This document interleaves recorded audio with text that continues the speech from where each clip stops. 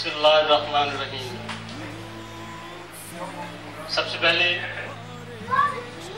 اس تقریب کا انعقاد کرنے والے پاکستان ایجوکیشن فورم اور ان کے چیئرمین جناب مظہر اقبال صاحب کا بحیثیت پاکستانی تہہ دل سے مشکور ہوں کہ جنہوں نے اس تقریب کا انعقاد کیا اور ہم سبھی پاک بانوں کو یہاں ایک جگہ پہ اکٹھے ہونے کا موقع دیا۔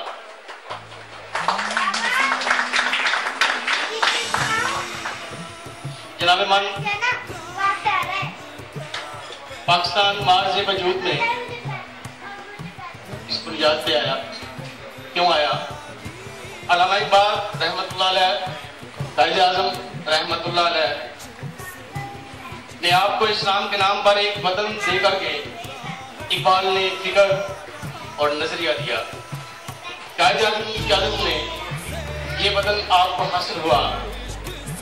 اس وطن کی انوکھی شان یہ ہے، اس کا نظریہ پہلے وجود میں آیا اور ملک بعد میں بنا۔ جس ملک کی بنیاد نظریہ اسلام ہو، اس کی بنیاد سے نظریہ اسلام ہٹا دیں تو اس کا قائم رہنا مشکل ہے، کیونکہ اس کی بنیاد، اس کے بننے کی بنیاد، اس کا مارز وجود میں آنے کی بنیاد اسلام کا نظریہ ہے۔ میں اس بات پہ بہت حیران ہوں کہ Pakistan T we talk show میں، پاکستان اخبارات میں جتنے بھی لبرل گنڈے ہیں وہ اس پاکستان کو سیکولر اسٹیٹ قرار دینے کی کوشش کرتے ہیں، جبکہ ایک جھوٹا اور بیکار پروپیگنڈا ہے۔ میرے وطن کے عظیم بھائیوں، آج بدن عظیم بے شمار مسائل میں جھگڑا ہے۔ پاکستان کا میڈیا کھول کر پاکستانی نظریات کی حدود کو کاٹ رہا ہے۔ ٹی وی ٹاک شو میں پاکستان کے خلاف، پاکستان کی سالمیت کے خلاف، پاکستان کی بقا کے خلاف دماغ دوہل بات کی جا رہی ہے، لیکن ہم پھر بھی خاموش ہیں، مطمئن ہیں۔ کیوں ہم خاموش کیوں ہیں؟ ہم مطمئن کیوں ہیں؟ اس کی وجہ یہ ہے کہ شاید آج ہمارے نصاب میں وہ جذبہ شامل نہیں رہا۔ آج ہمارے نصاب میں وہ شاید ہندوستانی نصاب کی کچھ باتیں شامل کر لی گئی ہیں، جس کی بنیاد پہ آج سے 20 سال والا پاکستانی اور تھا، آج ہماری سوچیں کسی اور محور کی جانب گامزن ہے۔ ہونا تو یہ چاہیے تھا کہ پاکستان میں اسلامی تہذیب نمو پاتی، لیکن افسوس، صد افسوس، آج پاکستان میں ہندوانہ رسم و رواج اور مغربی تہذیب ہمارے رہن سہن کا حصہ بن چکی ہے۔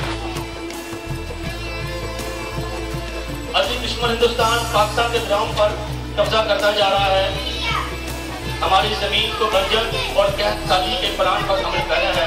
ہم خاموش ہیں، مطمئن ہیں۔ ہم میں دفاعی بلند بانگ دعوے، لیکن ہم مختلف سیاسی پارٹی کے لیڈروں کے پجاری ہیں، جبکہ وہ انڈین نواز ہیں، ہم پھر بھی مطمئن ہیں، خاموش ہیں۔ کشمیر جو پاکستان کی شرح ہے، ہندو کے پنجے میں ہے، کشمیر کی مائیں بہنیں ہماری مدد کی منتظر ہیں، ہم خاموش بھی ہیں، بے حس بھی ہیں، ان کی مدد بھی نہیں کرتے، بلکہ کشمیر کا معاملہ یہ کہہ کر ہم ختم کر دیتے ہیں کہ یہ تو ان کا معاملہ ہے، یہ تو کشمیریوں کا معاملہ ہے۔ یاد رکھیں، اگر کشمیر پاکستان کا حصہ نہ بنا، اگر آپ کشمیر ہندوستان کے پنجے سے نہ نکال سکے، تو پاکستان کا قائم رہنا کسی بھی صورت ممکن نہیں ہے، کیونکہ شارع رہو ہماری، جب دشمن کے قبضے میں شارع ہو تو پھر یہ حقیقت ہے وہ اس شارع کو کسی بھی ٹائم دبا سکتا ہے۔ اس کا اظہار اس نے 10 سال سے کر دیا ہے کہ جناب پہ بغیر ٹائم بنا دیا، باہر لگا کر انڈین مقبوضہ کشمیر میں بسنے والے ہمارے امام قائدوں کے اوپر ظلم کے پہاڑ توڑ دیے، لیکن ہم خاموش ہیں۔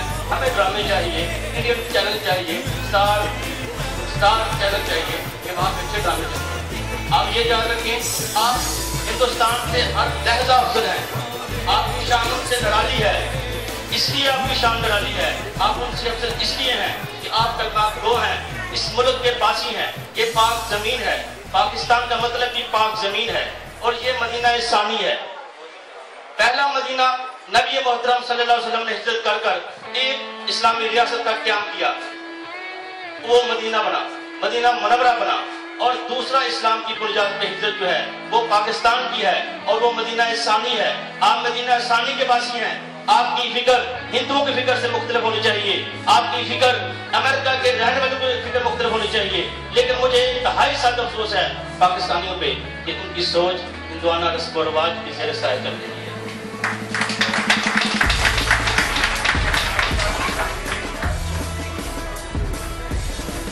एक कुछ अशार के बाद मैं इजाजत चाहूंगा। जी मोहतरम, मैं बात कर सकता हूँ या आप कर लें?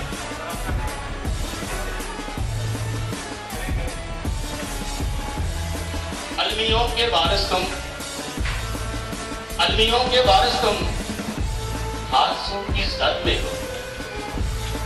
अलमियों के वारिस तुम, हादसों की जद में हो, साजिशों से सहमे हो, खुद फरेबी में हो गुम।